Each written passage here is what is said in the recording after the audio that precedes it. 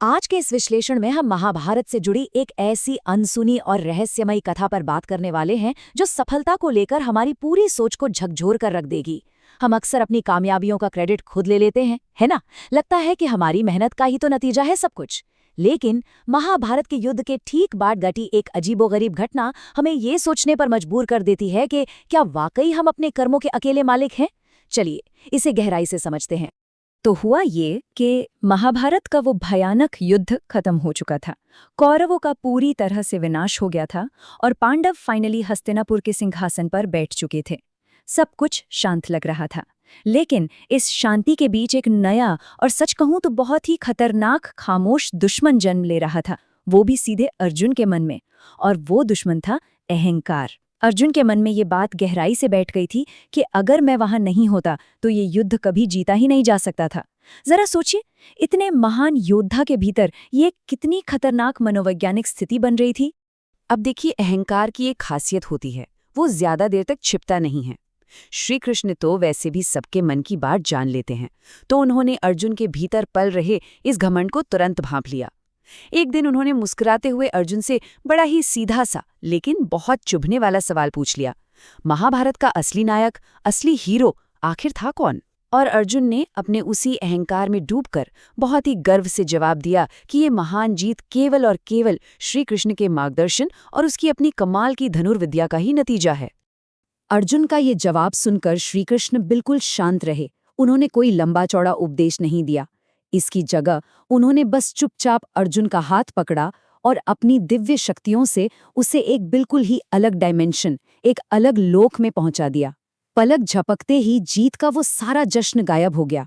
अब वहां क्या था?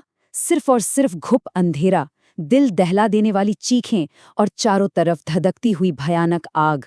ये अचानक हुआ बदलाव इतना खौफनाक था कि अर्जुन अंदर तक कांप उठा। जब अर्जुन ने घबराकर पूछा कि हम कहाँ आ गए हैं, तो श्री कृष्ण का जवाब एकदम साफ और रोंगटे खड़े कर देने वाला था। उन्होंने बहुत ही शांत स्वर में कहा, ये नरक है। जी हाँ, नरक। और ये कोई आम जगह नहीं थी। ये एक ऐसा रहस्यमयी लोक था जहाँ इंसान के अंदर की कमियां, उसका घमंड और उसके छिपे हुए दोष एक बहुत ही भयानक और दर्दनाक सच्चाई बनकर सामने आते हैं। अर्जुन तो बस सन्न रह गया, उसे समझ ही नहीं आ रहा था कि अचानक क्या हो रहा है। लेकिन अर्जुन को असली झटका तब लगा जब उसने उस भयानक जगह के निवासियों को देखा। वहां कोई मामूली चोर, लुटेरे या अपराधी नहीं थे। अर्जुन ने देखा कि वहां वो लोग दर्द से तड़प रहे थे, जो बाहर से दुनिया की नजरों में एकदम परफेक्ट और धर्मात्मा माने जाते थे। सम्मानित राजा, महान ऋषि मुनि और बड़े बड़े शूरवीर योद्धा। ये देखकर किसी का भी दिमाग चकरा जाए कि समाज में इतना सम्मान पाने वाले, इतने ऊंचे आदर्शों वाले लोग आखिर इस भयानक अंधेरे और आग में क्या कर रहे हैं। इस नज़ारे ने अर्जुन के दिमाग में एक जबरदस्त उथल-पुथल मचा दी। वो पूरी तरह से विचलित हो गया। उसने वो सवाल पूछ ही लिया जो उस वक्त शायद किसी के भी मन में आता, प्रभु, ये महान लोग, ये सब यहाँ क्यों हैं? अर्जुन की आवाज़ में एक हताशा थी। वो ये समझने की कोशिश कर रहा था कि जो लोग जीवन भर धर्म और सच्चाई के रास्ते पर चलने का दिखावा करते रहे, बाहर से इतने महान दिखते थे, वो नर्क की इतनी खौफनाक यातनाएं क्यों सह रहे हैं? ये तो सरासर अन्याय लग रहा था। और बस यहीं पर श्री कृष्ण ने बाहरी कर्म और हमारी आंतरिक सच्चाई के बीच का वो सबसे बड़ा फर्क समझाया। उन्होंने कहा कि सिर्फ बाहर से दुनिया को दिखाने के लिए अच्छे काम करना काफी नहीं है। अगर बाहर से सब सही दिख रहा है लेकिन अंदर से मन अहंकार, गुस्से और स्वार्थ से भरा पड़ा है, तो वो सारे बाहरी अच्छे कर्म शून्य हो जाते हैं। उनका कोई मोल नहीं रहता। इंसान की यही अंदरूनी कमियां और उसका घमंड इकट्ठा होकर उसका नकारात्मक कर्म बन जाता है और आखिर में उसे इसी नर्क की आग में खींच लाता है। इस गहरी बात को समझने के तुरंत बाद जो हुआ, वो इस पूरी घटना का सबसे खौफनाक पल था। उस धधकती हुई आग के बीच अर्जुन की नज़र एक परछाई पर पड़ी, और वो कोई आम परछाई नहीं थी। वो परछाई बिल्कुल अर्जुन जैसी ही दिख रही थी। वही कदकाठी, वही रूप, और वो जानी पहचानी परछाई उस आग में बुरी तरह तड़प रही थी, कांप रही थी। ये देखकर अर्जुन के गले से आवाज तक नहीं निकली। उसने डर से कांपते हुए पूछा, प्रभु, क्या ये मैं हूं? श्री कृष्ण ने अर्जुन की तरफ देखा और एक बहुत ही गंभीर चेतावनी दी। ये तुम्हारा भविष्य हो सकता है। अगर तुम्हारे अंदर कर्ता होने का, ये सब कुछ मैंने किया है, ऐसा अहंकार जन्म ले ले। ये शब्द सुनते ही अर्जुन पूरी तरह से टूट गया। उसकी आंखों से आंसू बहने लगे। इस एक भयानक पल ने उसके मन का सारा अंधेरा साफ कर दिया। उसे ये बात गहराई से समझ में आ गई कि महाभारत की वो महान जीत उसके अकेले के दम पर या उसके धनुष के कारण नहीं मिली थी। वो इसलिए मिली थी क्योंकि हर एक पल ईश्वर की इच्छा उसके साथ खड़ी थी।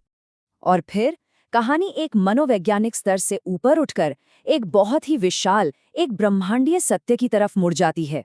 जिस पल अर्जुन का अहंकार पिघला, ठीक उसी पल श्री कृष्ण ने अचानक अपना विराट स्वरूप प्रकट कर दिया। The cosmic form. ये कोई मामूली दृश्य नहीं था, ये समय, जगह और हमारी सोच की सभी सीमाओं से परे का एक असीम रूप था। ये इस बात का सबसे बड़ा सबूत था कि इस पूरे ब्रह्मांड को चलाने वाली असली ताकत कौन है। उस विराट स्वरूप के अंदर अर्जुन ने जो देखा, उसने उसके होश उड़ा दिए। भीष्म पितामह का गिरना, कर्ण का अंत, गुरु द्रोणाचार्य की मृत्यु और पूरे महाभारत युद्ध का अंतिम परिणाम, ये सब कुछ उस विराट स्वरूप में पहले से ही हो चुका था। समय के चक्र में ये सारी घटनाएं पहले से ही तय थीं, लिखी जा चुकी थीं। मतलब महान महाभारत युद्ध का फैसला तो अर्जुन के अपने धनुष से पहला तीर छोड़ने से बहुत पहले ही हो चुका था। उसी विराट स्वरूप के बीच से श्री कृष्ण की बहुत ही शांत लेकिन बेहद दमदार आवाज गूंजी। मनुष्य केवल एक माध्यम है, एक इंस्ट्रूमेंट है।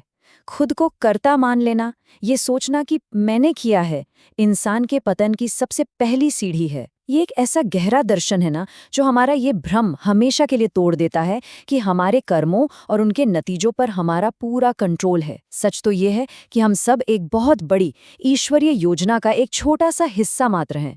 इस परम सत्य का सामना करने के बाद अर्जुन का सारा घमंड, सारा अहंकार पूरी तरह से राख हो गया। वो अंदर से टूट जरूर गया था, लेकिन साथ ही एक बिल्कुल नए और शुद्ध इंसान के रूप में उसका जन्म हो रहा था।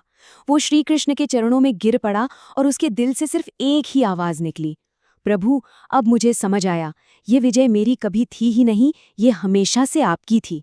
कहा जाता है कि उस दिन के बाद से अर्जुन के मन में कभी भी अहंकार ने वापस जन्म नहीं लिया।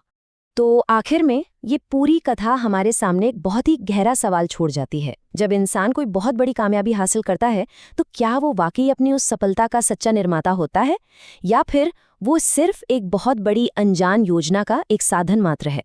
ये हमारी कामयाबियों की असली सच्चाई और अहंकार नाम के उस खामोश खतरे पर सोचने का एक मौका है। ये हमें याद दिलाता है कि हमारी सबसे बड़ी जीतों के पीछे भी कुछ ऐसा जरूर होता है जो हमारी समझ से बहुत परे है। इस पर विचार जरूर कीजिएगा।